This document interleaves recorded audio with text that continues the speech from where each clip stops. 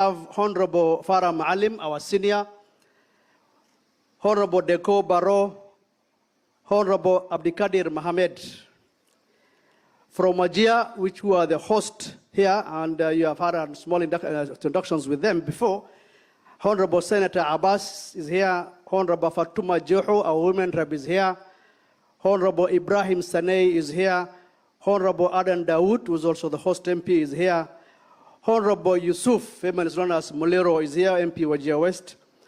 Honorable Mohammed Abdo, MP Wajir South. And Honorable, who's also the father of the house, as you know, Honorable Adan Kainan from Wajir County. From Marsabit, we have Honorable Kanoraso, who is our patron. Honorable Professor Guyo, who is also from Marsabit. And we have Honorable Lekoton from Marsabit as well. From Mandera, we have our Senator Ali Ibrahim Roba, myself, of course, Honorable Abdul Haro, MP Mandera South, Honorable Hussein Waitan, Mandera East, Honorable Mohammed Abdikair, Lafe MP, Honorable Ardan Haji Yusuf, MP Mandera South, Mandera West, our nominated members of Parliament, Honorable Sulaga Holbale, and Honorable Mariam Senator Wetu. From Baringo, we have Honorable Makilap from Baringo with us. From Turkana, we have Honorable Nanok, who is also our Vice Chair, Honorable Dr. Ariko, and Honorable Protas Akuja. Your Excellency, we have a number of dignitaries. County Assembly speakers are here, 14 of the speakers. I'm sure the COG governor will mention them. The deputy governors are also here. And our partners from various institutions, our ambassadors are also here. So I don't want to take much time, and our patron will later come and address and probably invite a few of us. Nevertheless, but you are most welcome. And whatever we have discussed here are many. But today we must walk away with something from their pocket. Leave it here for the pastoralist communities. And it's not that much, it's very few. When the pastoralist is number one, lead us and show us the way. Asante sana, karibu. Let's appreciate our chair with a lot of applause. Major Retired Bashir, thank you so much, sir. With the permission of Your Excellency, sir, allow me to invite the patron pastoralist parliamentary group. Sorry, I forgot our senior elders who have been with us for the last 3 days. Honorable Ole Kaparo, our speaker, and is here. Honorable Hussein Maalim is here. The first PPG chairman, Honorable Dr. Abdullahi Wako, is here. We also had our senator, Madam Farhia, has been here. And I think I also forgot an MP from International who is part of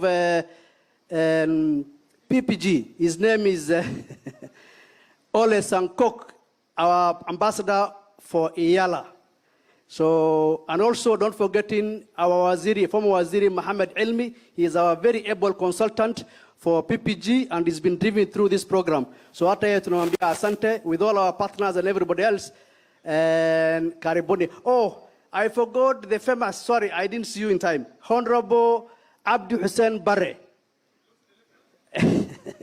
I didn't see you, Shua. My apologies. And yeah, pia ni mbunge wetu wa Tarbach. And karibu sana Mheshimiwa. My apologies. Mheshimiwa sasa endelea, and maybe a patron will call a few other members to say something.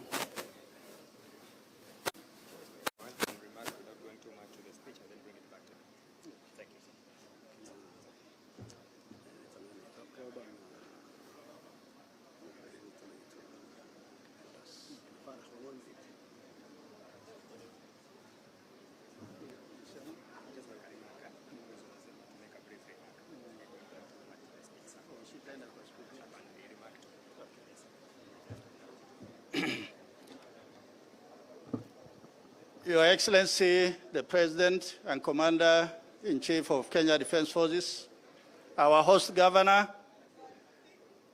all our governors present, Governor Nyang Yong, welcome. Today you are a pastoralist.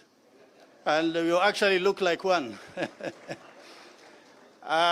Honorable members of Parliament and the Senate, county assemblies, our elders who have already been recognized, ladies and gentlemen, good morning. My name is Dido Raso, and I am the Member of Parliament representing Saku, the great county of Marsabit, and I'm also the patron of the Pastoralist Parliamentary Group. Your Excellency, we welcome you today to this very important occasion, the largest gathering of pastoralists. I think last time we were together in Garissa, and indeed you graced that occasion.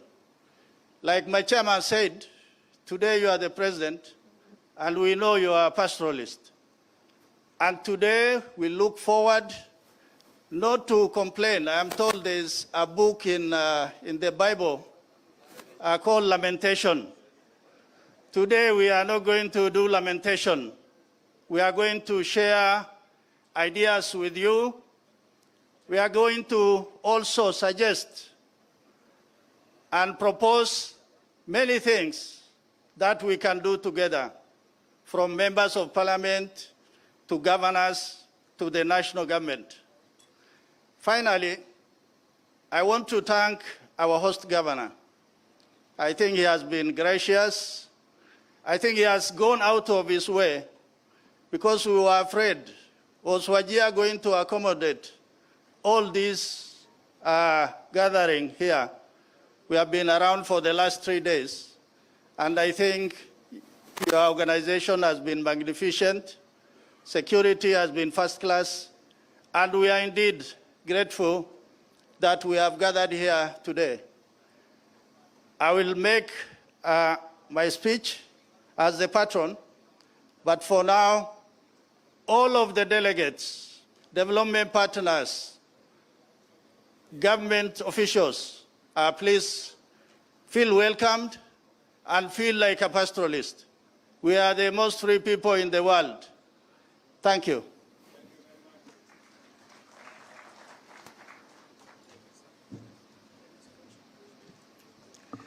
Let us appreciate our chairperson, Frontier Counties Development Council. Thank you so much, sir. Your Excellency, allow me now to invite the chairperson, Frontier Counties Development Council, and Governor for Marsabit County, Governor Mahmoud Mohammed Ali, to make his remark.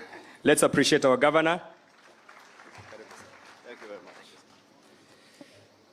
Your Excellency, the President of the Republic of Kenya and Commander-in-Chief of the Kenya Defense Forces, Honorable Dr. William Samoei Ruto, and in interest of time, all protocols observed. Your Excellency, this is the 4th edition of the Pastoralist Leadership Summit. We're indeed very grateful that you found time to be here. We are very passionate about this subject, but so as not to lose the content of what, as FCDC, we figured out. I have a small script that I will wish to go through for your attention, Your Excellency, sir. It is indeed a great honor and privilege for me to stand before you as a leader from the pastoralist community in Kenya, and more importantly, as the chair of the Frontier Counties Development Council, FCDC, a regional bloc comprising 10 counties, covering 65% of Kenya's landmass. Your Excellency, Pastoralist Leadership Summit brings together the leaders from pastoralist communities, development partners, and friends of pastoralists to celebrate the resilience, tenacity, courage, and the audacity of hope of the Kenyan pastoralists to soldier on in the face of formidable challenges.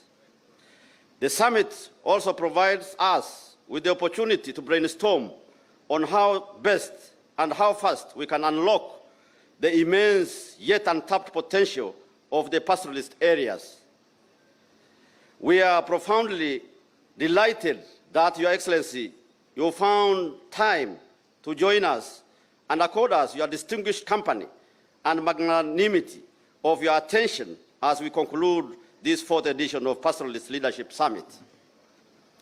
Your Excellency, over the past 3 days, we deliberated about the state of underdevelopment across the length and breadth of ASAL areas, the high incidences of poverty and household food insecurity among ASAL populations, the declining natural resource base, and the high vulnerability of the ASAL communities to disasters such as drought and floods.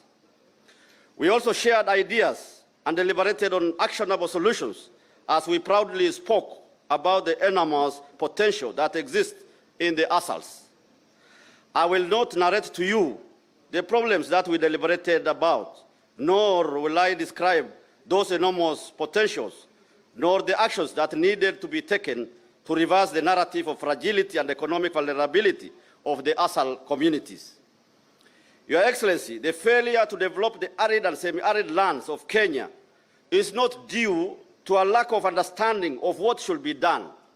It is due to a lack of political will to do that which should be done. Your Excellency, we knew since independence that ending drought emergencies was not only an economic imperative, but an achievable goal. Every government has always known the importance of livestock sector to Kenya's national economic growth. A lot has been said and written on how harnessing natural resources that exist in Kenya's ASALs could drive and sustain national development. But up until now, little has been done to act on these understandings. However, during this summit and through our discussions, one thing that became clear is the interdependence between ASALs and other regions of Kenya. There is a symbiotic relationship between the economies of the ASAL and those of the non-ASALs that is not possible to realize sustainable economic growth in Kenya if ASALs are not incorporated into the national development agenda. This summit has made it clear that directing substantial resources towards the development of the ASALs should not wait any longer. We need to admit here and now that developing the ASALs, addressing the root causes of structural poverty and persistent societal vulnerability of the ASAL communities is no longer a choice. It is a prerequisite of Kenya's sustainable development. Finally, Your Excellency, I must take a moment to acknowledge your dedication to fully operationalize the Equalization Fund. The recent launch of 1,236 projects under the Equalization Fund is a testimony to your pursuit of equitable development in our country. As I commend you for your dedication, it is our request that you insulate equitable development of Kenya from political infiltrations by political actors. Currently, the Equalization Fund is spread across 34 counties and 111 constituencies, instead of the original 14 counties to be targeted by the fund. Unless a bold decision is made to stop this overspreading of Equalization Fund, there is a risk that the fund will not realize the transformative, impactful, and equitable development that is intended for.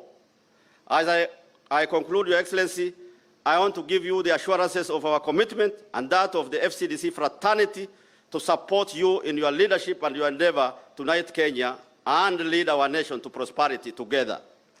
Your Excellency, I just want to recognize the very many partners who have stood with us in contributing towards the success of this summit.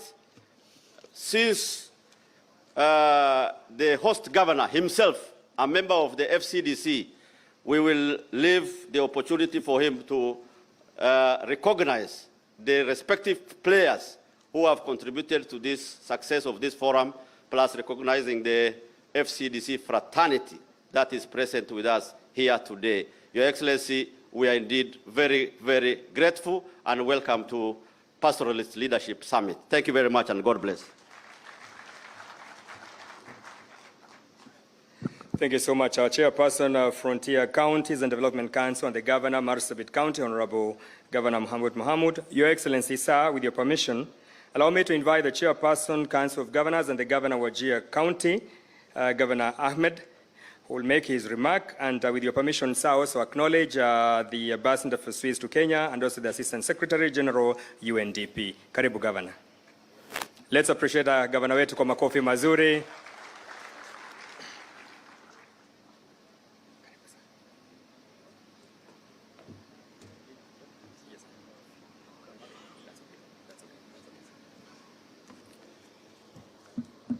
Bismillah.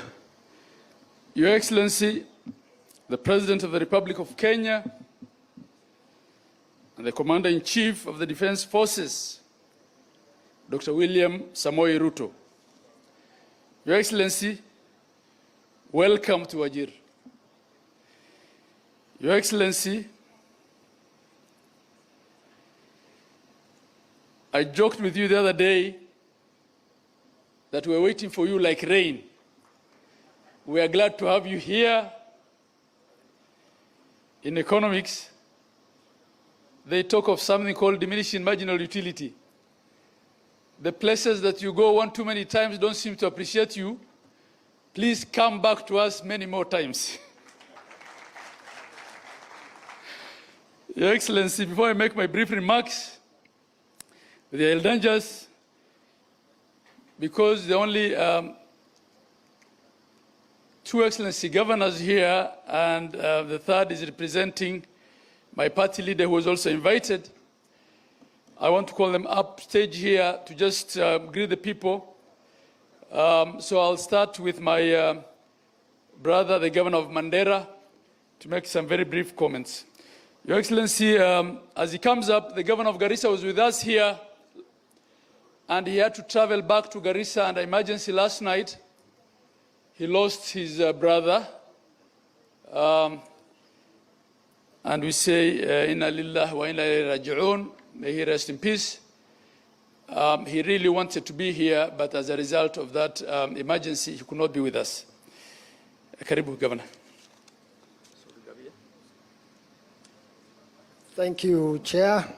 Your Excellency, the President of the Republic of Kenya, Dr. William Samoei Ruto, and all other protocol observed. Your Excellency, I just want to take this opportunity, joining my chairman in welcoming you to Wajir and by extension to the northeastern region of Kenya. Your Excellency, we cannot take for granted for you to travel all the way to Wajir to grace this important occasion. And Your Excellency, we're also looking forward to your planned visit to northeastern region. We have planned it several times, and it will happen when Allah will, but we are really, really waiting for you, and we hope that by mid-January, we will start the tour. Your Excellency, I just want to mention one thing. There's one thing that is always very close to my heart. It is the road from Isiolo to Mandera. Your Excellency, in the morning we say there's a problem with coordination in matters of implementing this road. But there's also a challenge in coordinating security issues concerning the road. Your Excellency, from Wajir going to Mandera, we have security challenges, which, of course, as the county government of Wajir and county government of Mandera and the people of these two counties, we are prepared to defend in the implementation of this road. Your Excellency, what we really require is a proper security coordination. We have challenge in that area because this is not a normal project. The challenges are there. We know it very well. If we don't coordinate it well, because there are people who look at this project as getting allowances and project implementation. And there's already pull and push within the security managers. And we need to be very honest with ourselves. Unless the security arrangement of this road from Wajir to Mandera is properly coordinated, and then the local communities involved, there is danger that this project might not see the light of the day. So, Your Excellency, as we requested you the other day when we met you as members of UDM, this project needs to move to your office, because there are some Kenyans who doesn't see this as an important project. And unless it is put in the right place, which we believe it will be under your office. I know your intention, you mean good, very well, good for these people of this region, and unless it is moved there, this project will not be successful. And if this one fails now, then your legacy in this region will going to be a challenge. Finally, I just want to confirm to you that in the last election, we didn't do very well in terms of the way we used to do things in 2017 and 2013. I just want to assure you that we have discussed as a region, and we are fully behind you, and we're going to deliver 99% of our work. Thank you very much. Thank you, Your Excellency, Governor. And may I now invite the Governor of Lamu County, His Excellency Isa Abdallah Timami.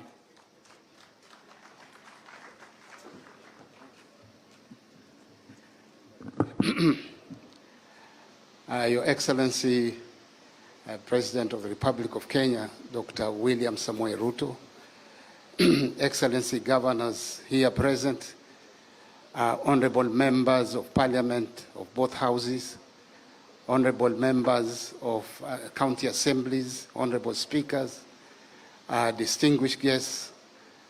First, let me greet you. Assalamu alaikum wa rahmatullahi wa barakatuh. I am sure when the President saw me here at the airport, he must have been wondering, what is Lamu doing here?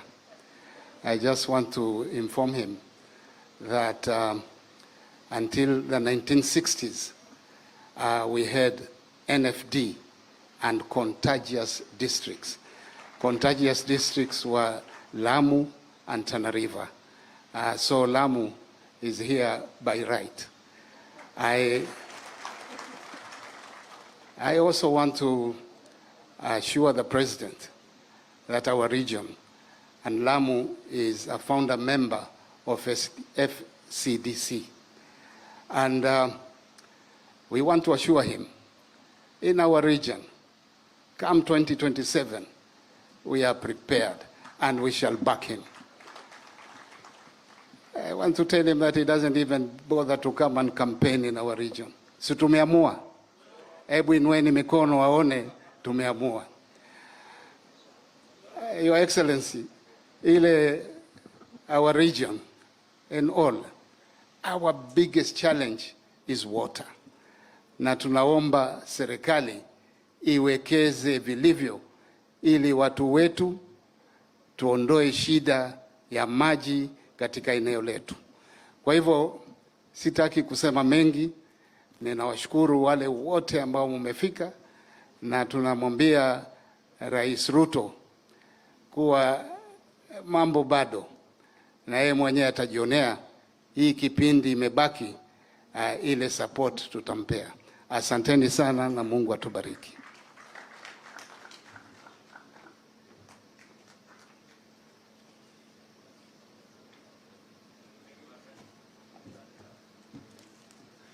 Thank you very much, Governor. Your Excellency, I just want to recognize the Deputy Governors who are here. If they may just stand up. I think there are lots of leaders who are recognized. Deputy Governors representing the Governors, please stand where you are so that His Excellency can see you. Thank you very much. Thank you very much. Speakers of County Assemblies who are here, please stand up where you are. Thank you very much. MCAs who are here, please stand where you are so that His Excellency can see you. Asanteni, we recognize all of you. You are critical leaders in the cog of governance in this country, in the cog of the wheel of governance in this country. Thank you very much. Your Excellency, there are a number of development partners who are represented here. There are many of them. I'll just mention them by name. There's the Christensen Fund. They have all helped in one way or the other. There's the Netherlands Embassy. There is the EU, the Food and Agriculture Organization, FAO, the Aga Khan University, Interpeace, USAID. There are also a number of local and international organizations, including those from the UN family. There is SolarGen, Jamil Observatory, Millennium Water, GTZ, Code Aid, WFP, Safer World. The State Department of Assaults also helped us a lot. I should also have mentioned the Swiss Embassy. Your Excellency, by way of my remarks, may I reiterate that we are glad to have you here. We've had 3 days of deliberations in this hall. In the last 3 days, you can't imagine the number of times that a contributor said, now that we have a president who is a pastoralist. So expectations are abound. There is a lot of hope that you'll say a lot of good things here that will help move the pastoral economy forward. Your Excellency, there's a presentation that was made by your economic advisor, Dr. David Ndi, here yesterday. And he compared a pastoralist county, Marsabit, and a non-pastoralist county. I think it was the county of Kirinyaga. And he proved to us that in terms of potential, in terms of the potential to contribute to the economy, Marsabit is way ahead. And he had the facts and figures. Your Excellency,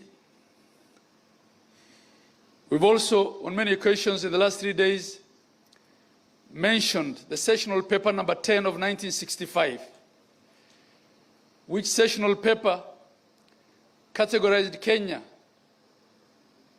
into the Kenya with potential and the Kenya without potential. And we were erroneously, I would say, classified as the Kenya without potential. But now the realities of today is making all of us realize that the only potential remaining is in the Kenya that was deemed not to have potential.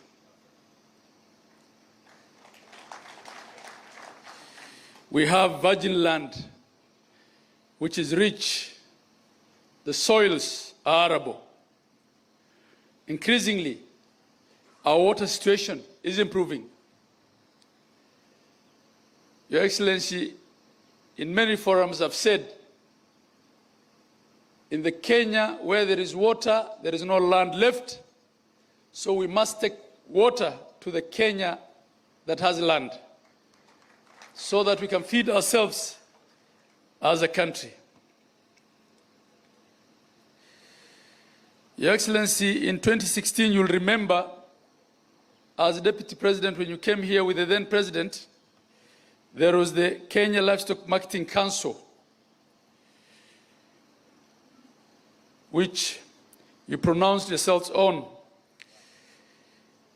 To date, it's yet to be operationalized.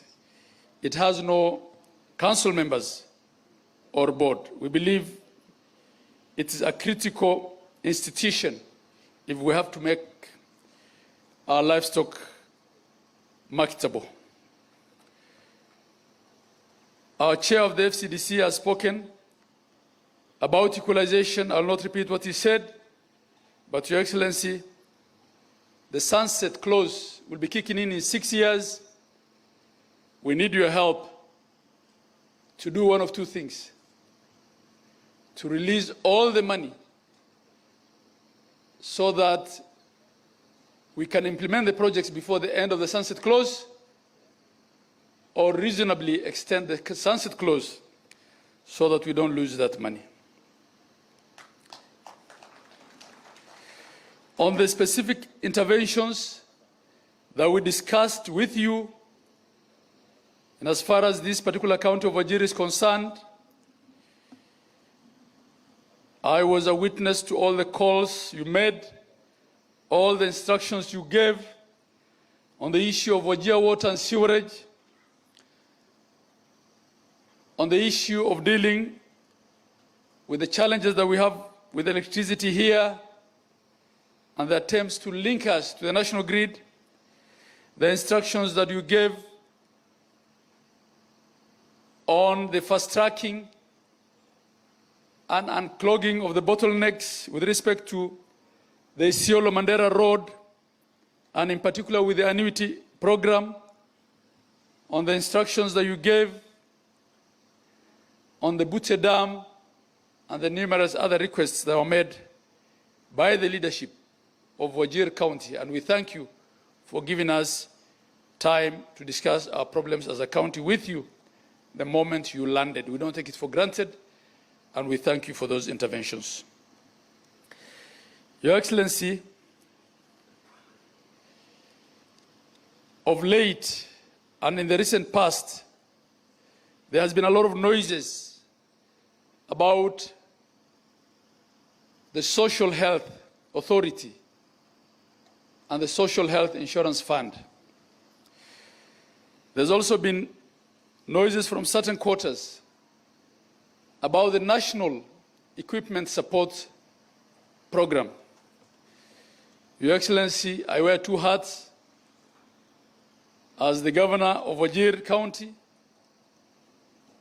but I'm also, as you all know, the current chair of the Council of Governors of Kenya. Your Excellency, if there is one thing that there is no controversy, no difference in opinion, no dispute between the COG and the national government, it is the implementation of SHA and the National Equipment Support Program.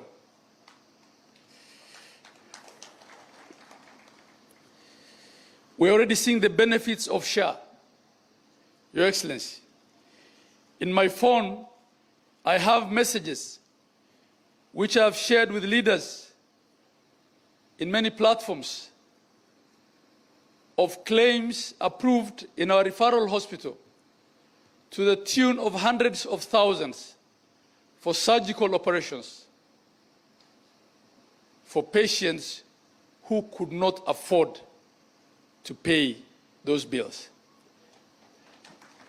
By virtue of just registering as members, they were processed, they received the treatment they needed, which are complicated surgical treatments, operations, and we are receiving the claim we made to SHA. On the National Equipment Support Program, Your Excellency, this is a culmination of deliberations that went on for well over a year.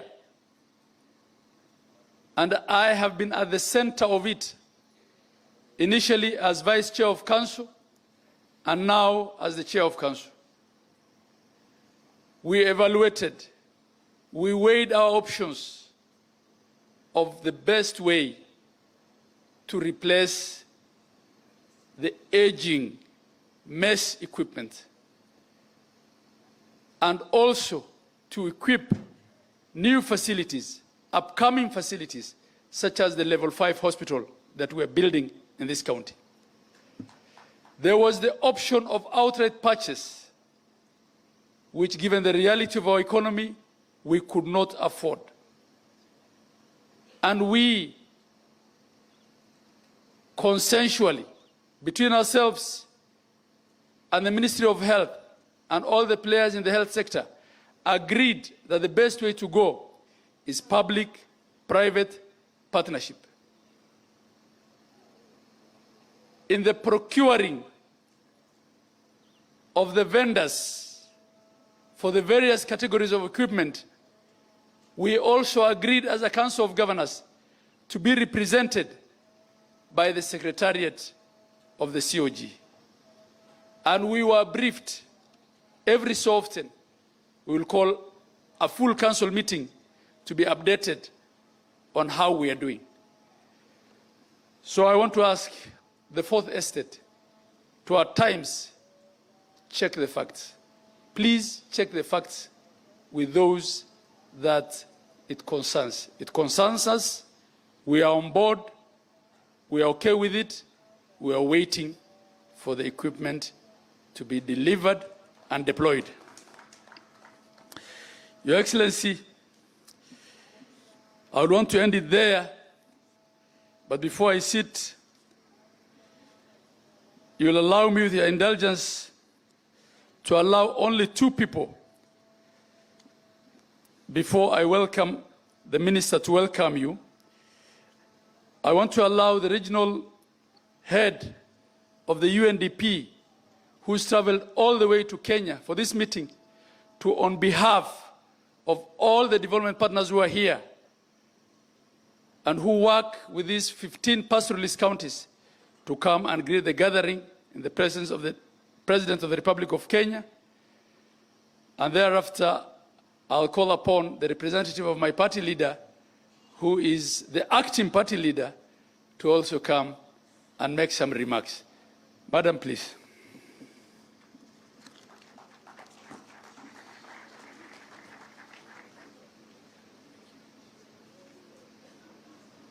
Thank you very much.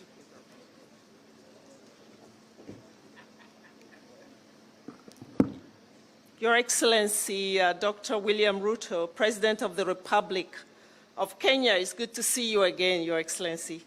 Your Excellency, Governor Ahmed Abdullahi, thank you for welcoming us to this beautiful county. Honorable governors, distinguished pastoralist leaders, ladies and gentlemen, good afternoon. It's really a privilege to address you today and to be visiting this county for the first time. And on behalf of the United Nations, and in particular the United Nations Development Program, I want to extend a sincere appreciation for the partnership that we enjoy with the government of Kenya at national and at local level. You have been here 3 days and you have been discussing many things. So there is not much that I can tell you in terms of the situation, but just this morning arriving here and observing a little bit some of the activities, I was quite impressed to see the level of detail and practicality of the activities that you have been engaging in to unlock the potential of these regions in the north. And I want to congratulate you because I heard the women, I heard also some of the governors and the leaders, and I think what I felt was a sense of urgency and commitment to delivering value to the people of this region. You know, Kenya's pastoralist region, as we've heard just now from the governor, has immense potential for economic transformation. But this can only be realized through strong partnerships between the government, the private sector, and the development partners. And we're very pleased today that we traveled from Nairobi with some of our development partners. At UNDP, I would say we remain committed to supporting Kenya's inclusive growth. We will continue to catalyze finance, foster innovation, and promote multi-stakeholder collaboration to ensure that no one is left behind. Your Excellency, on the 6th, you launched a very important initiative with us, the Green Tech Hub of Timbuktu. The idea being that we mobilize the talent of our young people who work in tech and tech-enabled innovation to bring solutions to some of the wicked challenges that you are discussing here today that are climate-related, but also that present opportunities for green jobs, green transportation, and everything green. In other words, the potential that you speak about, Governor, could be lying in the opportunities that we have with our young people today who are so tech-savvy.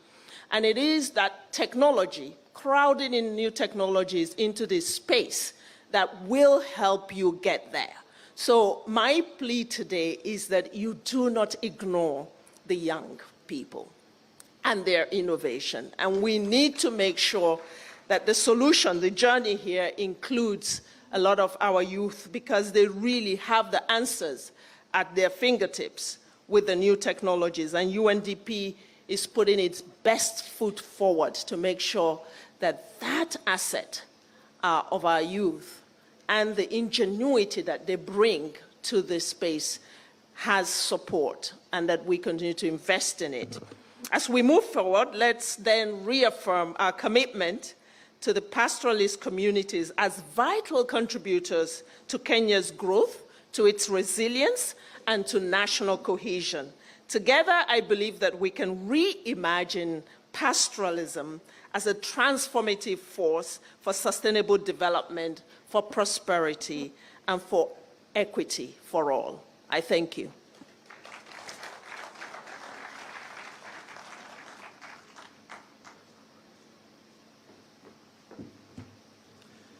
Thank you very much. May I now then invite His Excellency Professor Anyang' Nyong'o. Professor Anyang' Nyong'o is the acting party leader of the Orange Democratic Party, representing the Right Honorable Raila Odinga. Your Excellency, as you come up, I am under a lot of pressure from the people in this hall that broad-based holds before up to and after 2027. I tell you. My dear friend, Governor Ahmed Abdullahi, thank you for that compliment. My President, His Excellency William Samoei Ruto, we go a long way. And I thank you for her coming to Kisumu the other day for our investment conference. I was very happy when I arrived at the airport and saw your plane there, because I know I'm going to have a ride back. Asante sana. My fellow governors who are here, leaders of the pastoralists in this place, and ladies and gentlemen, I come here really on behalf of the party leader, Honorable Raila Odinga, who could not come because he's on a mission supported by our president to become chairman of the African Union. And so he sent me, Your Excellency, to come and represent him. And what I'm going to read are his sentiments, not mine. I'm just a voice. But before I do that, I want to reveal also my very special relationship with the chairman of the Council of Governors, Ahmed Abdullahi. Hold me responsible for his having become chairman, because it's me who picked up a phone and called Ahmed. I said, the elections are coming. I'm proposing you to be chairman of the Council of Governors. And I never go wrong. Ama sivyo? Makofi kwangu basi. Now let me read on behalf of my party leader. It is an honor and privilege to represent our party leader today, His Excellency Raila Odinga, at this important summit. On behalf of our party leader and the Orange Democratic Movement, I bring you warm greetings and best wishes for a fruitful and impactful deliberation. ODM, under the leadership of Raila Odinga, has always stood and will continue to stand with pastoralists and other marginalized communities in Kenya. Our commitment in advancing your interest is not just a political stance. It is built upon a firm belief and commitment to social justice, shared prosperity, and inclusive development. History reminds us that the marginalization of pastoralist communities in Kenya was instituted by colonial economic policies, which prioritized production for Europe's consumption. Colonial authorities disregarded the unique contributions and needs of regions inhabited by pastoralist communities, treating them as second-class citizens. It is a shame that 6 decades after independence, this systemic neglect persists in many ways. Post-independence Kenya inherited and reinforced discriminatory policies that concentrated development and investment along the Kenya-Uganda Railway, leaving vast swaths of our nation undeveloped. This historical injustice was not merely accidental, it was deliberate, and its effects continue to hinder progress among pastoralist communities even to this very day. It is for this reason, ladies and gentlemen, that ODM stood in solidarity with marginalized communities and fought to ensure the establishment of the Equalization Fund in our Constitution. This fund was designed to address historical imbalances by channeling resources to regions that had been left behind. However, we must candidly acknowledge that the implementation of this fund has been delayed and frustrated, denying deserving communities the development they greatly and urgently need. As a party, we shall not tire of fighting for equality and inclusion in economic interventions, political representation, and public employment. Our vision for Kenya is one where no community is left behind, where every citizen has a fair shot at prosperity, regardless of where they reside or come from. Our party leader, His Excellency Raila Amolo Odinga, has consistently and untiringly championed the cause of devolution. He has emphasized that devolution must be made to work, not just in principle, but in practice. Despite challenges, frustrations, and even outright sabotage, the establishment of county government has brought progress to pastoralist communities that was previously unimaginable. We salute the strides you have made in advancing local governance, education, and healthcare within your counties. Another significant challenge facing pastoralist communities is the impact of climate change. While all Kenyans are affected by this global crisis in one way or another, it is a fact that pastoralist communities bear an inordinate burden. Droughts, dwindling water resources, and shrinking grazing lands have pushed these communities to the brink. Addressing these impacts requires special attention from the national government and development partners who are here today, and I thank the government, His Excellency William Samoei Ruto, for paying special attention to this region. This is a crisis that cannot be ignored, and ODM will continue to champion your cause to ensure that solutions are not only found, but implemented. ODM has stood with you in the past and will continue to walk the journey with you. Together, we shall push for policies and programs that bring lasting development and dignity to pastoralist communities. Together, we shall fight for a Kenya where every citizen feels included and valued. As we continue our deliberations today, let us be guided by a shared vision of unity, equity, and progress. Let us reaffirm our commitment to ensuring that Kenya becomes a nation where no one is left behind. We thank you, and may our collective efforts bear fruit for the benefit of our communities and future generations. Asanteni sana.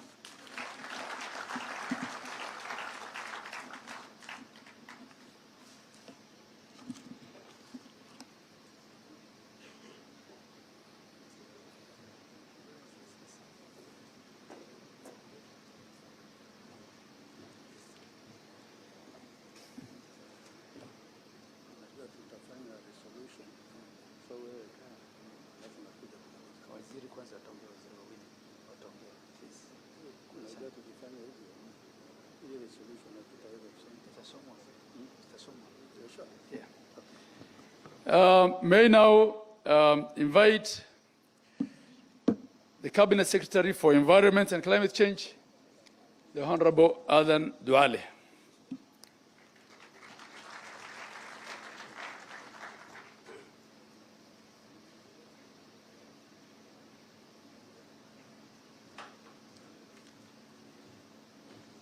بسم الله الرحمن الرحيم الحمد لله رب العالمين الصلاة والسلام على أشرف الأنبياء والمرسلين سيدنا محمد وعلى آله وأصحابه أجمعين. Your Excellency, the President of the Republic of Kenya and the Commander-in-Chief of the Kenya Defense Forces and the new Chair of the East Africa Community, my good friend and brother, the Chairman of Council of Governors and the Governor of Wajir, distinguished governors, distinguished senators, distinguished members of parliament who have been their leader for many years. And Your Excellency, I was the leader of this group for 10 years and handed over to Honorable Raso and the other team. Our good and important high ambassadors and development partners, the leadership of the national government led by our regional coordinator, heads of security. Your Excellency, I will not talk about environment, climate change, and forestry because the director of climate change, as an expert, was here. She presented. All our team were here from KEFRI and all the other ministries. Your Excellency, I am a son of the pastoralist, but today I am a minister of the Republic of Kenya. And the people of Wajir County, the leadership, this morning led by our governor, gave you the critical issues for the 3 counties. Water and sewerage for Garissa, for Wajir County, electricity, and Your Excellency, your legacy, which you have started when you are the Deputy President, this very important road called the Horn of Africa Gateway Development Project, which is funded by the World Bank and many other partners, including the government of Kenya. Your Excellency, before I continue, we have Principal Secretaries here who were here 4 days.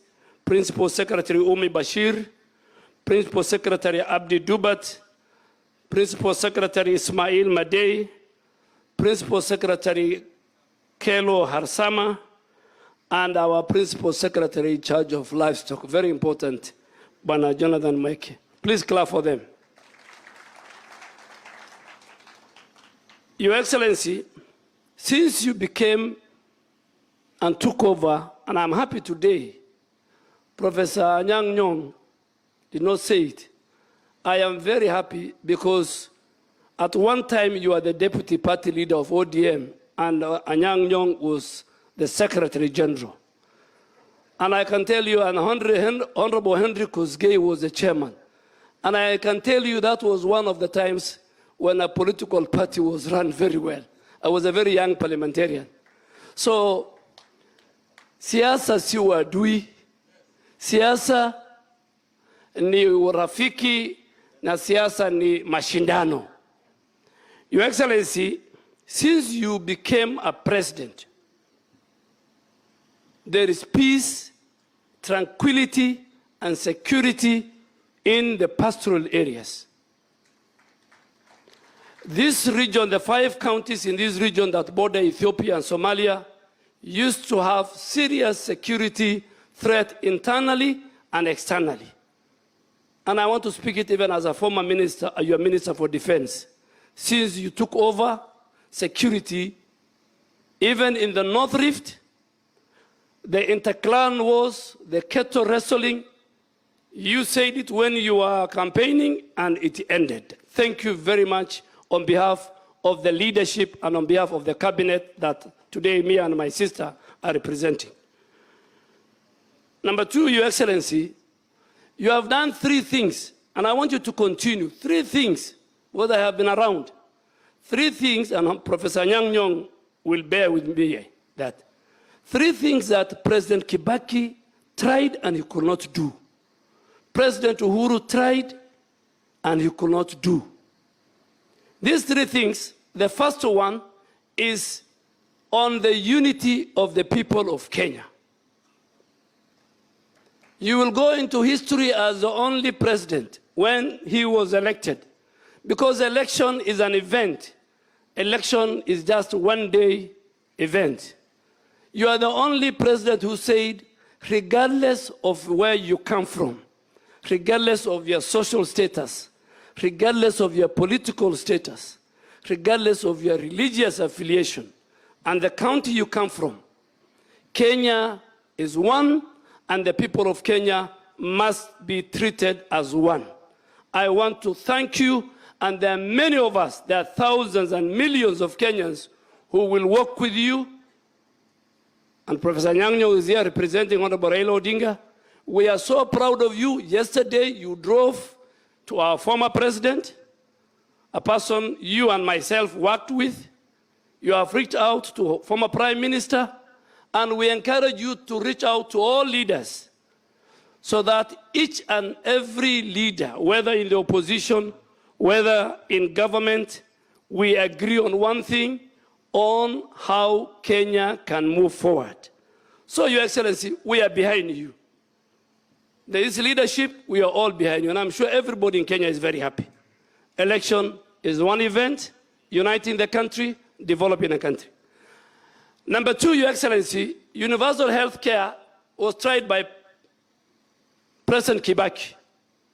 And I want to say it here, one of the many things, but the two crucial things that can tell, and the ambassador of Ireland is here, the ambassador of Switzerland is here. One of the things that differentiate two countries, one which is developed and one which is underdeveloped, are two things: healthcare and education. And you have picked those two. But let me pick on universal healthcare. Universal healthcare, President Kibaki tried.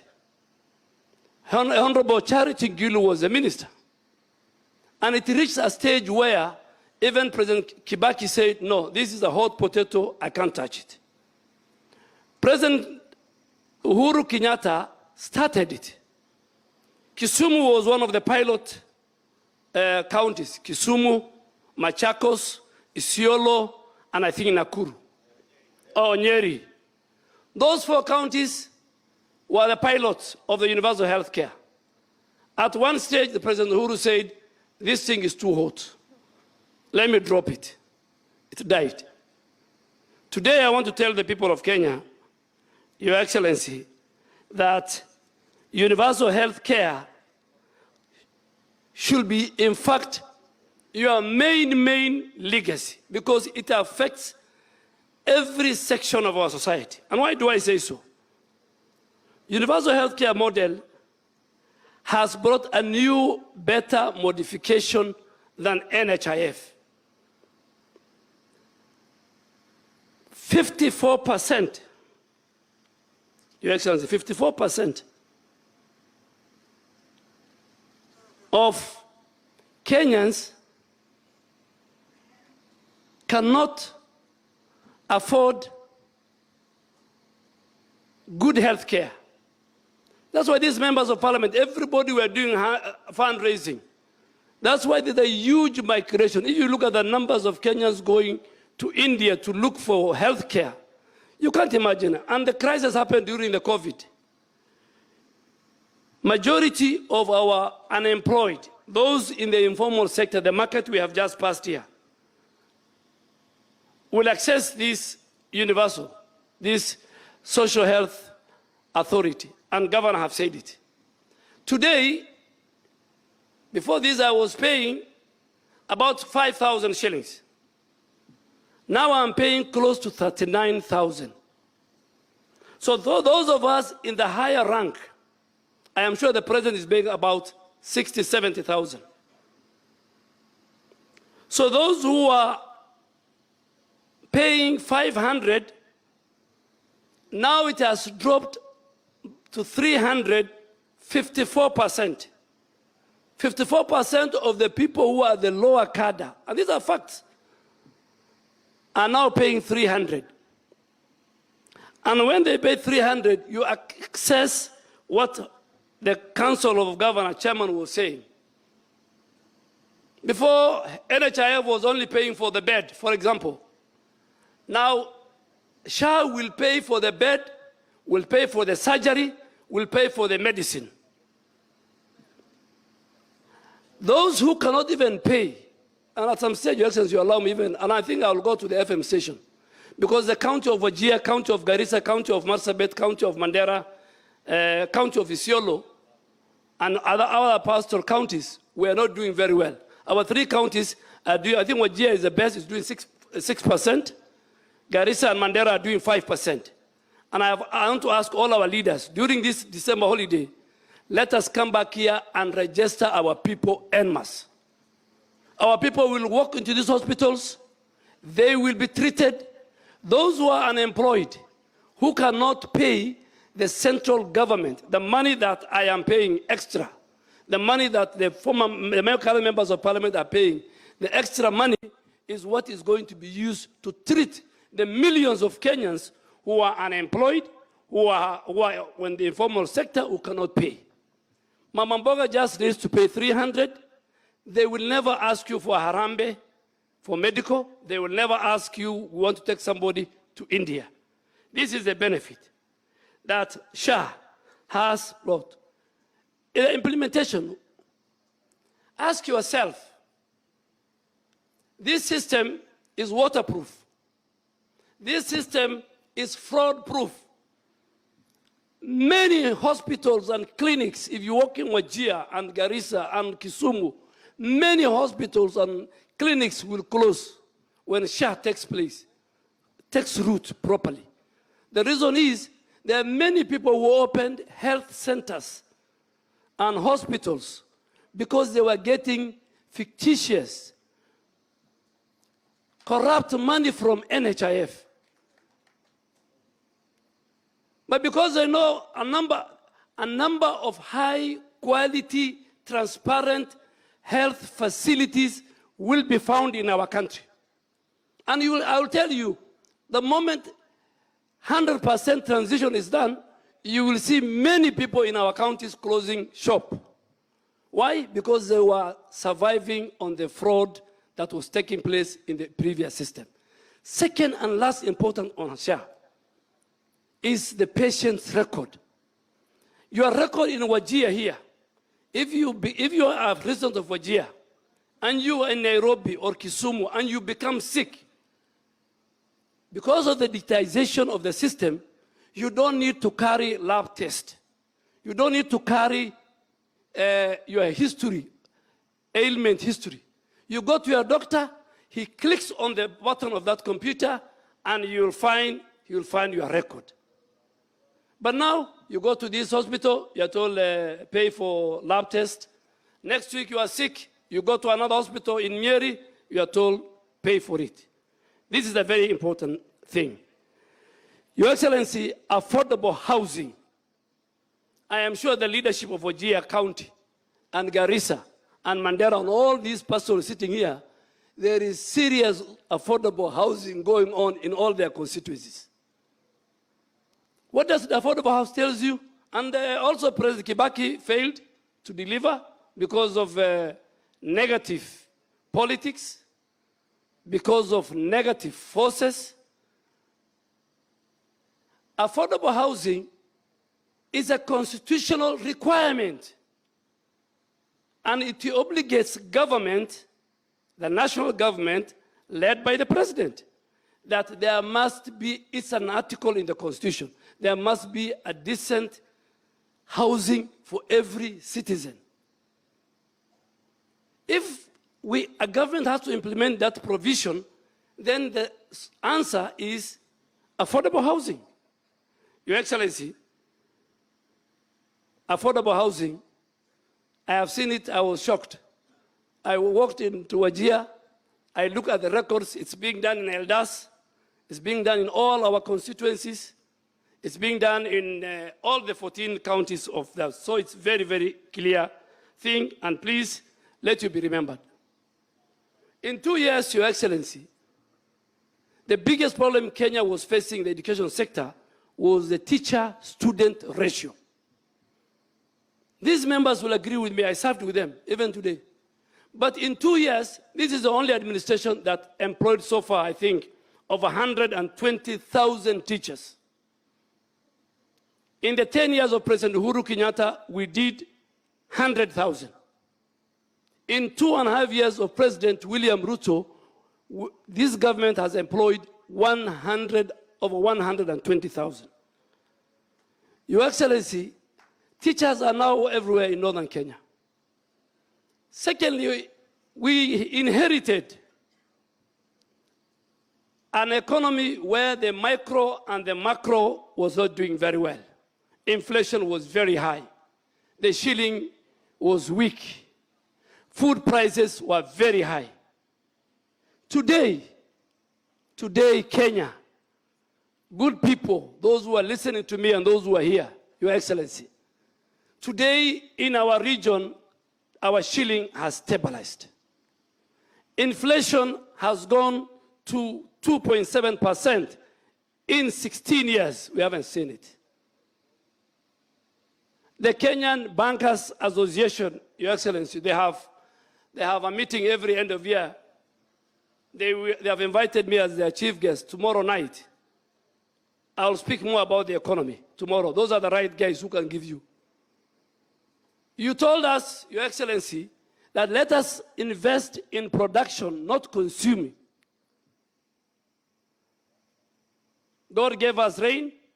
Today I want to tell you these pastoralists, including myself. My camels are about 100 kilometers from here. The 2.5 million animals we lost in the drought, the 4-year drought, Your Excellency, now our animals have recovered, our pastoralists have recovered, and this time we have also that. Your Excellency, lastly, the education model, before I hand over to the governor. The education model that we see today in Kenya is an education model that,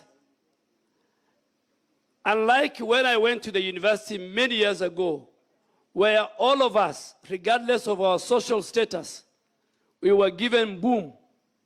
It was called boom. We used to be given 5,000 shillings. Whether you're the son of a minister or you are the daughter of a peasant. This model is, Your Excellency, is saying the rich guys, the people who can pay for their children, need to pay school fees. And this model will only help the poor of the poor. So it has developed the community into different strata. So, Your Excellency, universal health care,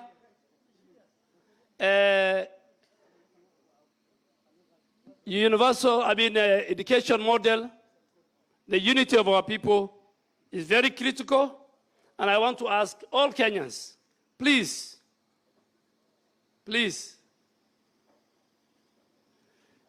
with a lot of humility, we want the leaders to have humility. We must answer questions that citizens ask, whether they ask in social media, whether they ask in public. It's a listening government. We will listen to you, but give and get the correct fact. I have worked, as a final, I have worked with President Kibaki, I've worked with President Uhuru and yourself, I'm working with you.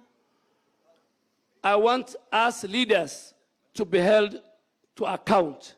We are government that believes there must be transparency and accountability. Citizens have the right to hold their government, their president, their ministers, their PSS, and all in leadership. They must be held to account. We are ready, we are willing, more than anybody else, at any time, in any forum, to be held to account on what we promised and what was in our manifesto. With those many, many remarks, Your Excellency, I had to say this because, and I'll come back to Wajir with our governor, to Mandera with our governor, to Lamu. This Lamu is only pastoralist who, at one time, he eats fish, and the other time he eats camel meat. He's the only one. He's very, very unique, the governor of Lamu. The rest of us, we don't eat fish, unless we go to Kisumu, and we are a visitor of our great governor, Anyang' Nyong'o, or we are at the coast. Thank you very much. May God bless you. Your Excellency, before I invite Colonel Raso to read the communique that is the resolutions of this meeting, Your Excellency, the moment you leave this hall and we see you off, I'll have a situation on my hand. because none of the MPs of this county has even welcomed you on this stage here. So with your indulgence, I want to ask the area member of parliament to come and greet people. You will excuse me for the protocol breach, but it was done before me. Your Excellency, sorry about that.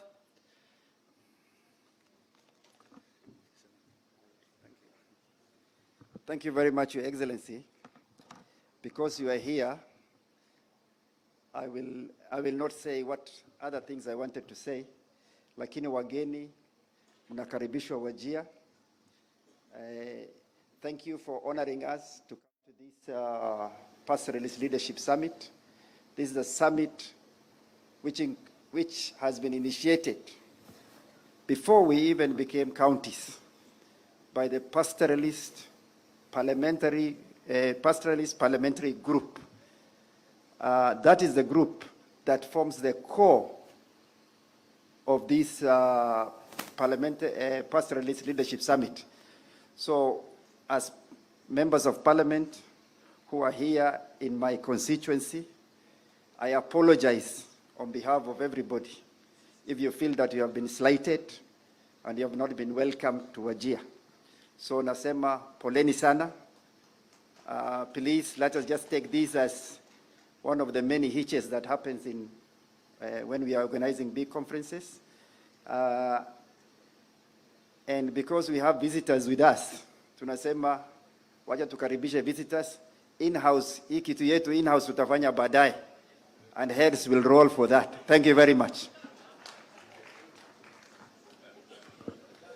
Thank you, Your Excellency. Your Excellency, that's a bit of damage control that I really needed. So may I then now invite the Secretary of the PPG, is it the patron of the PPG, to come and read those resolutions. Thank you.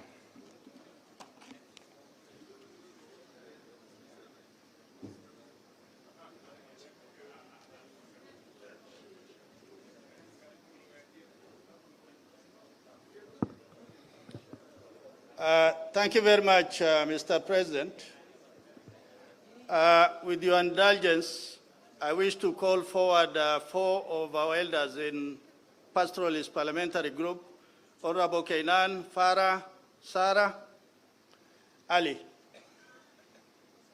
Please just come to the podium.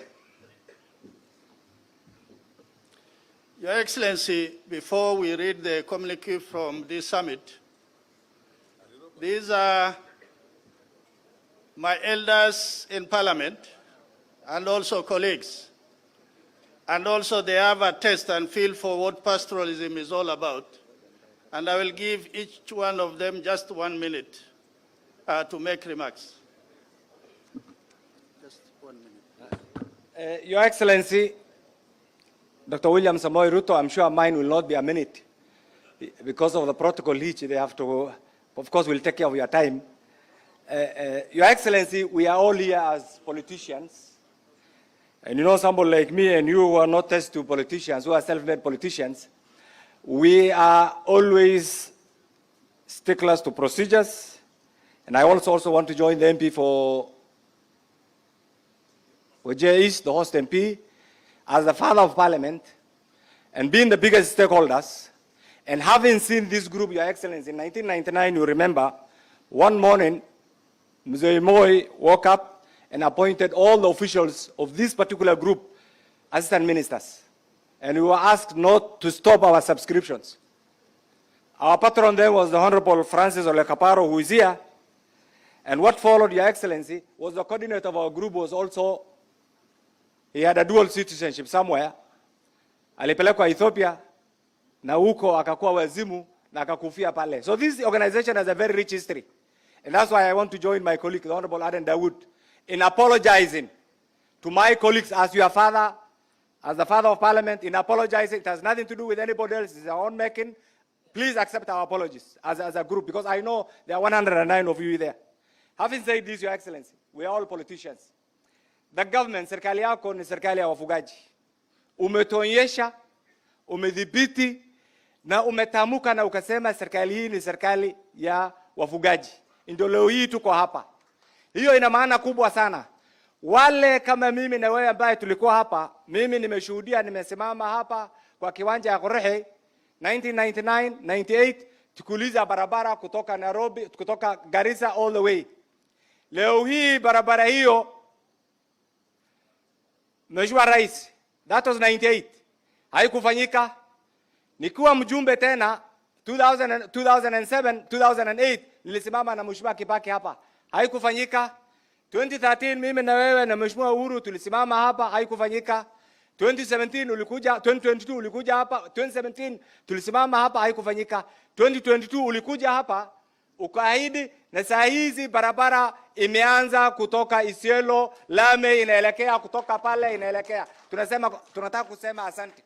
Kile inabaki ni kidogo, ile kati, ile sehemu kutoka Madogash, ile Anuti mpaka Samatar, alafu kutoka Samatar mpaka Wajia, alafu Ramo. Hiyo ikitatuliwa, we will have Lame all the way. Mheshimiwa Rais, nataka nikukumbushe 2003 wakati Mzee Kibaki alichaguliwa, ile kitu ya kwanza aliona ni barabara kutoka Isiolo mpaka Moyale, haikuwa na tarmac. Na kumbe alikuwa amesign hiyo agreement 1974 wakati alikuwa Minister for Finance. Akasema hii ingine yote ngojeni, wacha ifanyike. Leo tunataka kwako, kwa vile umeshuhudia na umekuwa hapa, na wewe sio mwanasiasa jana na leo, shida zetu ule unaiona yote, sema ifanyike na itafanyika. Na nyinyi wafugaji munaambiwa, I'll say this in English, President Ruto is not a transient president. He has been elected by the people of Kenya. There are those who are yapping around to say this. Mr. President, you are the fourth president I'm working with as a member of parliament. And therefore I can discern, appreciate, and look at the magnitude of the policy decisions that you want to make.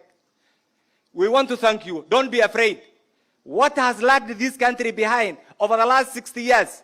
In 1968, we were at par with South Korea. In 1968, we were at par with Indonesia. It's because people fear to make decisions. Make those decisions in 3 years, 4 years, 5 years.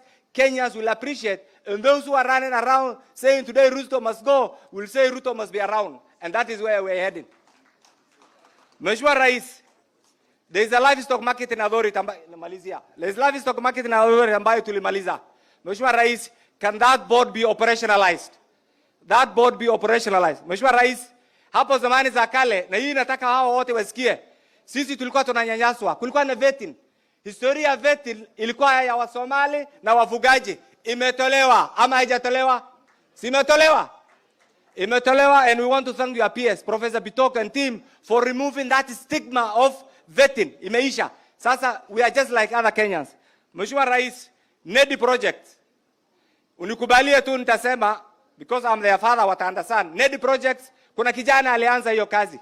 Tulikuletea 2013, 2017, kuna kijana anaitwa Ibrahim Rashid. Anatoka hapa.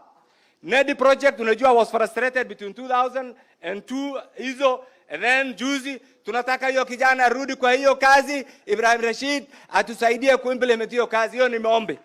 Mheshimiwa Rais, nikimalizia, I want to ask this pastoralist. Kidogo tu, you know we are here as politicians. Mheshimiwa Rais, there are 15 governors, 14 governors, 14 senators, 14 county MPs, 109 MPs. J, tunaambiwa, SHA is not working. We are persuaded SHA is not working. Can we do it in all our constituencies and prove to the doubting Thomases that SHA is going to work and is going to be beneficial to the pastoralist communities who have been neglected? Finally, Your Excellency, the women power. The women power. I want you to listen to this. I want to thank you. Our ladies, the good ladies from the region. Our brother Kelo Harsama, this is the first time, and I thought should have been said by the PPG leadership. Your ministry ASAL sponsored this project and spent a whopping 14 billion to make this project success. We want to thank you, and we want to thank the PS. Your Excellency, you have also appointed many women of power in this county.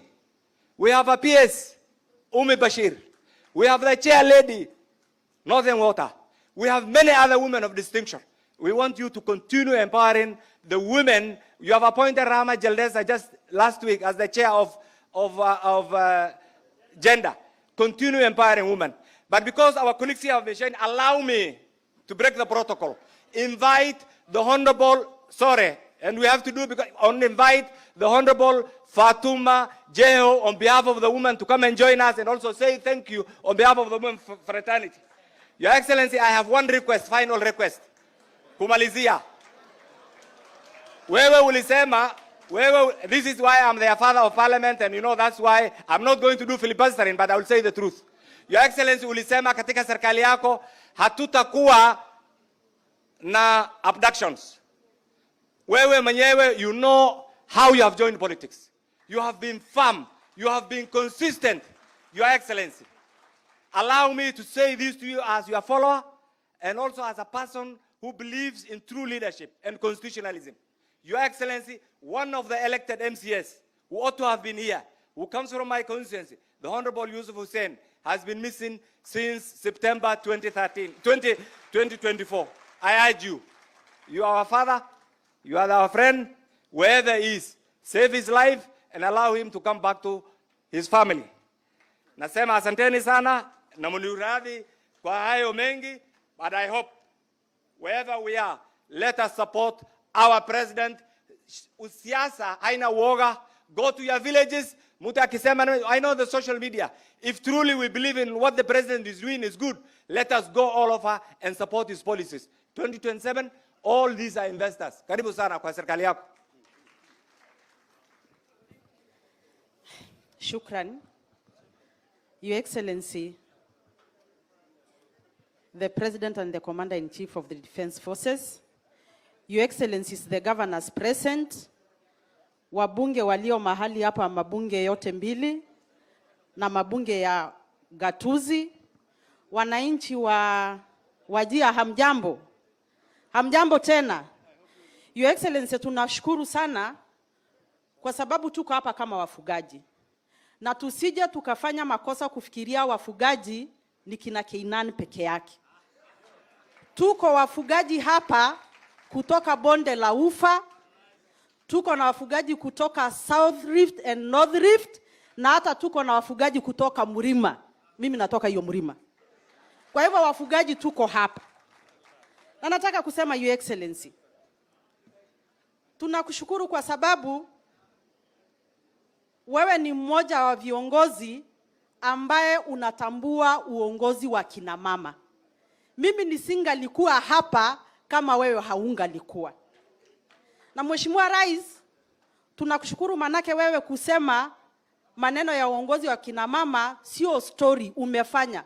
Tukiona kina Ulmi pale na wengine wengi, tunajua unatambua kina mama. Ningeomba tu kuambia kina mama wenzangu, ukifunguliwa dirisha kidogo, wewe tafuta mlango kubwa. Your Excellency, kama wafugaji na haswa kutoka South Rift, North Rift and the Mlima, sisi ombi letu ni moja. Kuna kitu inaitwa fragmentation of land.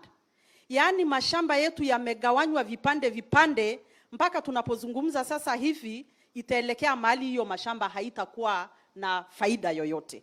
Ukija pale Laikipia, Mheshimiwa Rais, ukifika kwangu Laikipia North constituency, which starts like 5 kilometers from Nanyuki town, ploti inagawanywa quarter acre. Quarter acre kwa wafugaji itafanya nini? Ya pili, kuna maneno ya community land registration. Tunaomba yale mashamba ambaye haijasajiliwa kwa sasa, serikali yako isaidie ili community wakuwe na full ownership ya ardhi yao. Ya mwisho, Mheshimiwa Rais, tunakushukuru kwa sababu ya maneno ya usalama. Na Waswahili wanasema kanzu ya Ijumaa huvuliwa Alhamisi. Mimi naona sisi yetu ya mwakani tutaanza kuivua leo, si ndio? Waswahili mmesikia hayo? Mwenyezi Mungu awabariki. Your Excellency, thank you very much. We really appreciate what you have done for the pastoralists. Our position is very simple.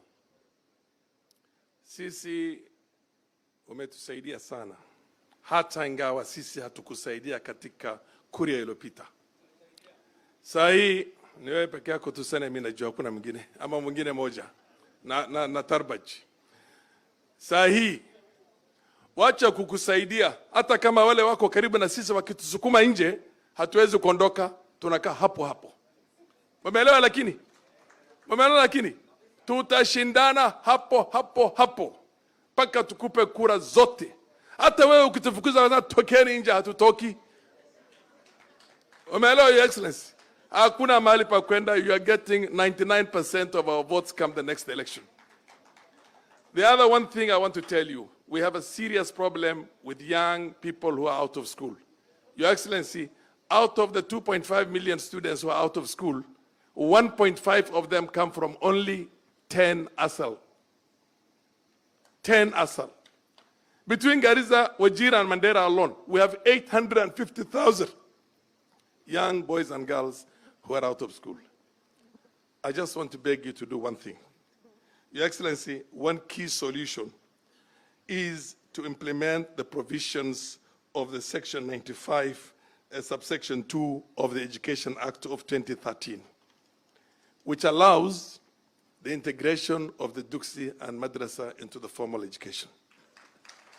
Because these children now who go to Duksi and other places, if they get the sheikh in there, we're not going to ask the TSC to employ those people to educate them. We will look for an alternative system.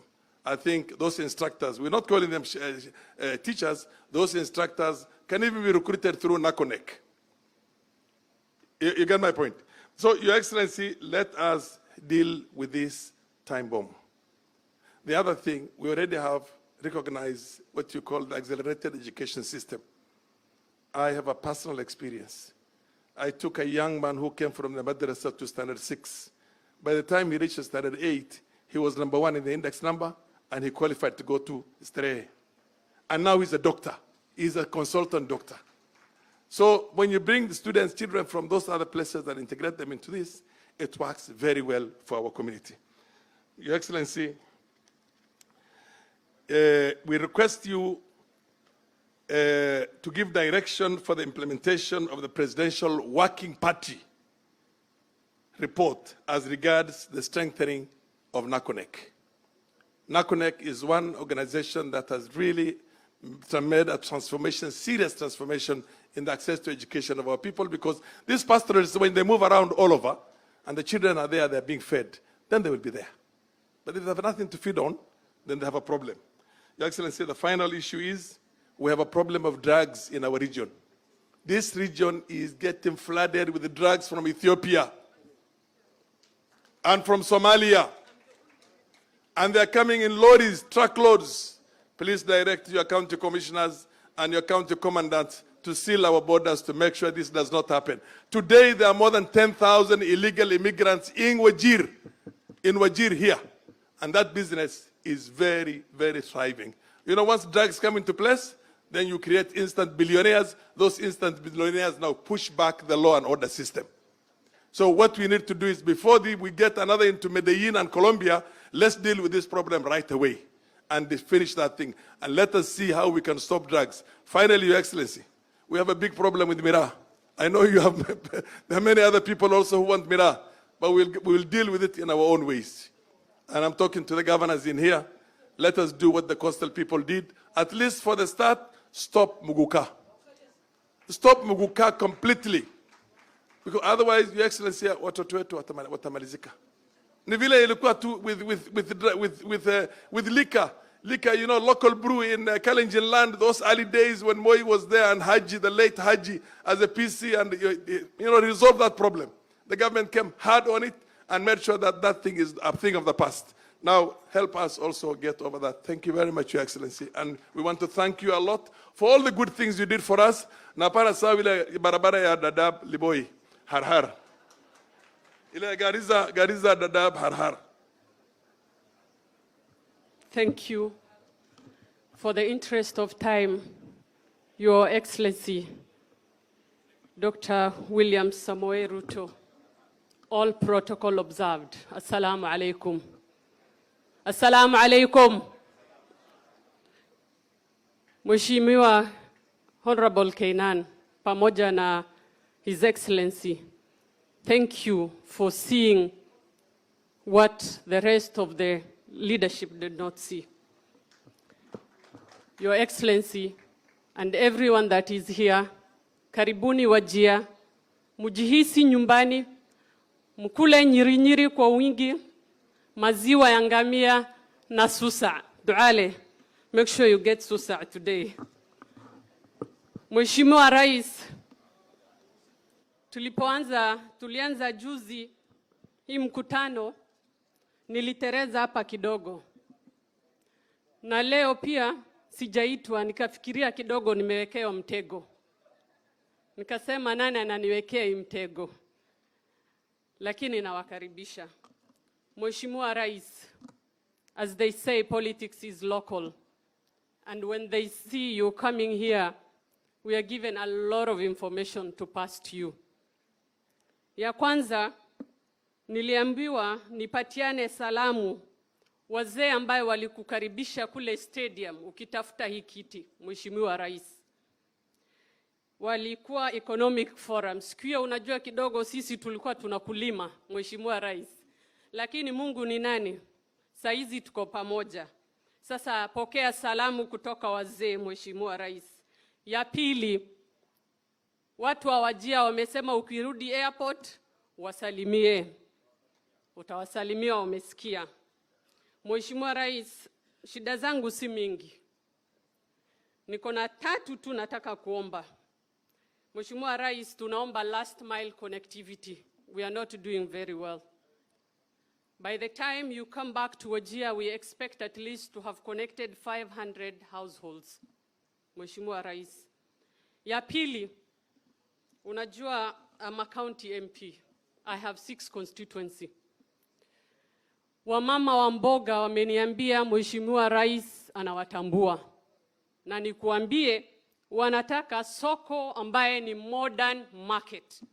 Na tunaomba Mheshimiwa Rais 6 modern markets, Mheshimiwa Rais, for each constituency. As you know, Mheshimiwa Rais, hatulimi, mboga zetu zinatoka Garissa, Isiolo na Meru. When it floods, just recently, 1 tomato was costing 100 shillings. You can imagine if we give them a modern market whereby they can store their goods, Mheshimiwa Rais, you will be able to achieve more. Duale Waziri, our town has a good plan. We want you to put a lot of trees to this town, Mheshimiwa Waziri. Lastly, Mheshimiwa Rais, I want to follow my colleague Honorable Kainan. We are missing a leader for 3 months. It's really taking a toll on us as the leaders of Wajir. Mheshimiwa Rais, kwa niaba ya watu wa Wajir, anytime I talk about this leader, I get emotional, Mheshimiwa Rais. Na kunyenyekea, Mheshimiwa Rais, tunataka ndugu yetu, kiongozi wetu, arudishwe nyumbani, Mheshimiwa Rais. Watu wa Wajir leo wamenifunga, wameniambia hii message nisikose kukwambia, Mheshimiwa Rais. Lastly, Mheshimiwa Rais, a lot has been said about how we have been ignored. We are trying to achieve the 2/3 gender principle. We will not achieve if we are trying to sideline our ladies. Let us tell each other the truth. Mheshimiwa Rais, I'm the only elected leader from this county. Let me finish. I'm the only leader and it's embarrassing that I cannot be called to talk to my president. How are we going to achieve? And for that note, my sisters, they say, if you are not called to the table, get a chair, invite yourself. I had told the HE that today I have to speak to my people. Mheshimiwa Rais, nataka niambie wazee wetu wa pastoralists, we have no harm. I don't want to be a governor, neither do I want to be a constituency MP. I am very content with the position the people of Wajir gave me. Kwa hiyo maneno na washukuru, asanteni sana.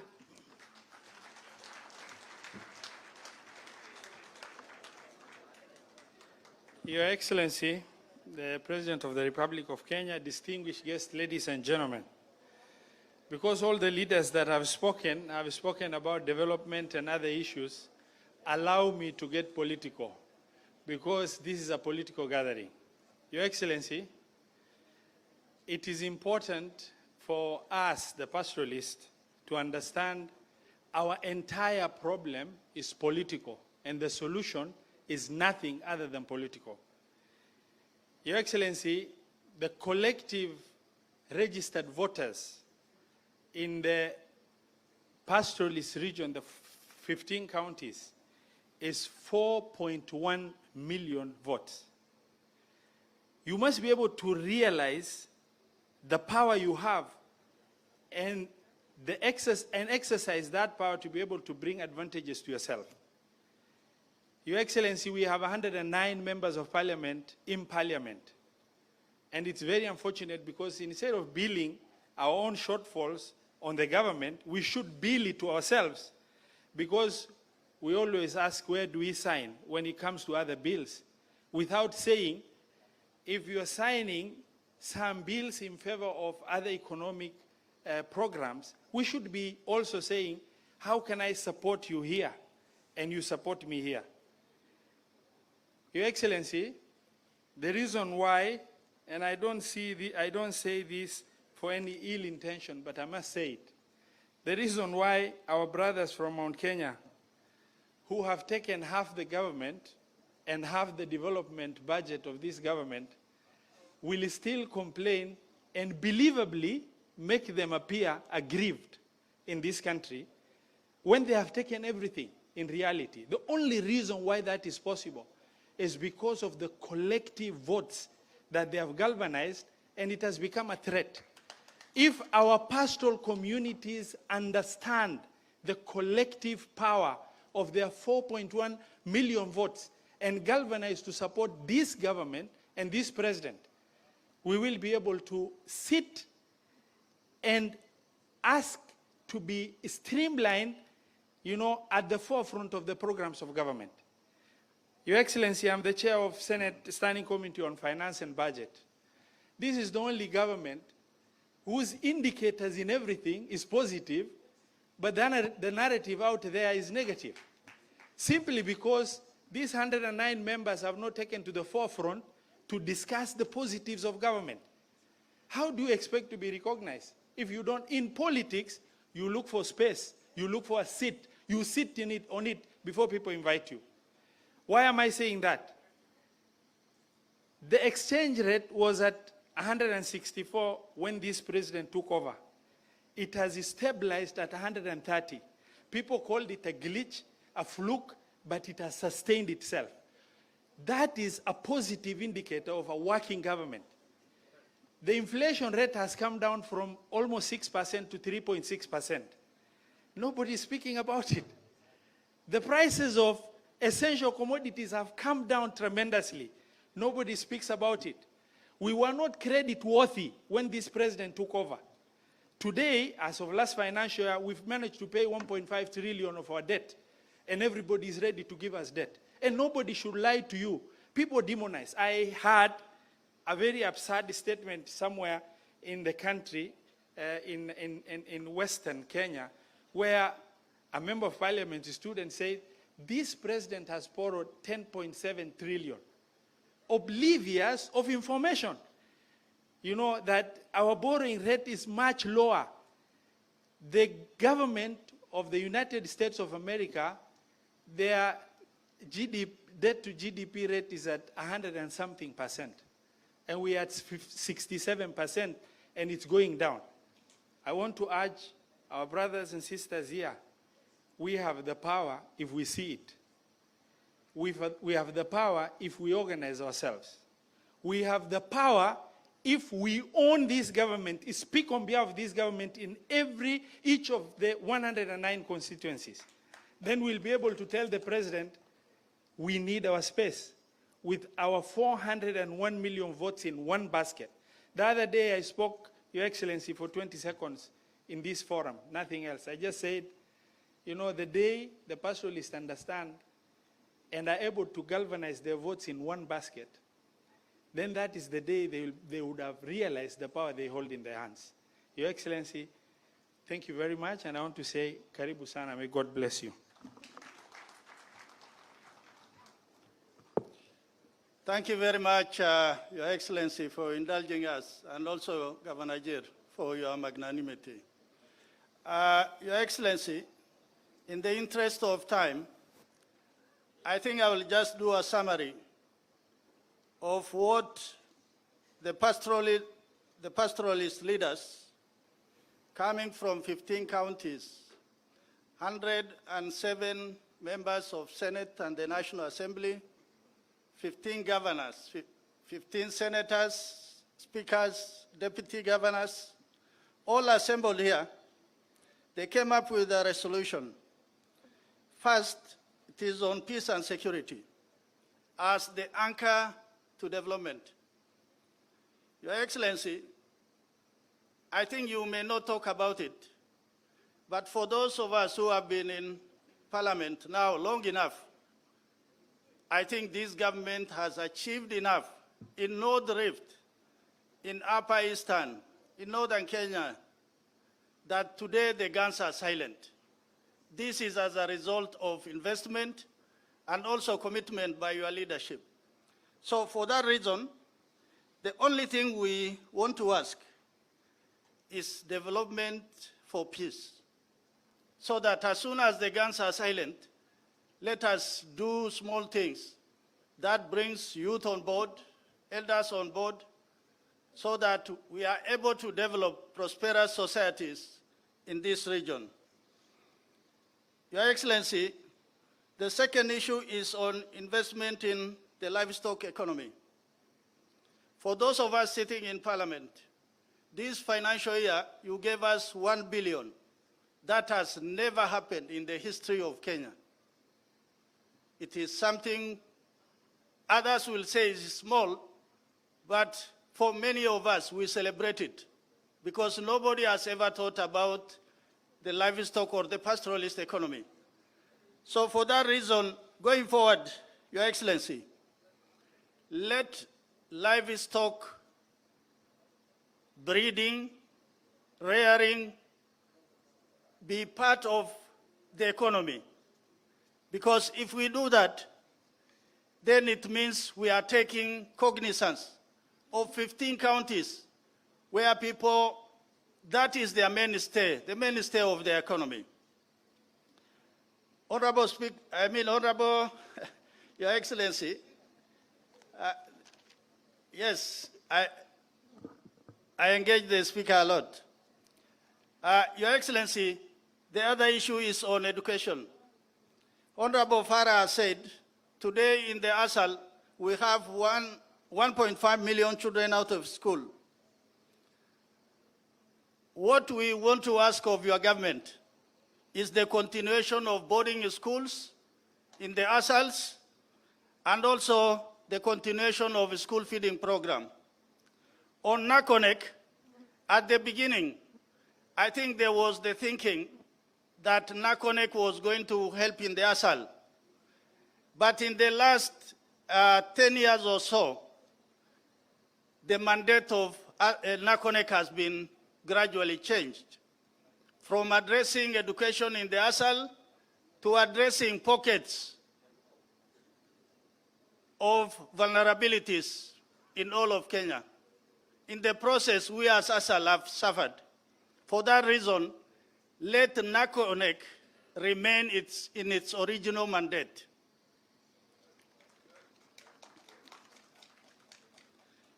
Your Excellency, the fourth issue is about infrastructure. Water is the problem in the ASAL.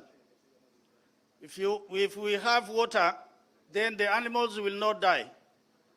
People will not migrate from their villages. They will not migrate to neighboring counties. So for that reason, we want to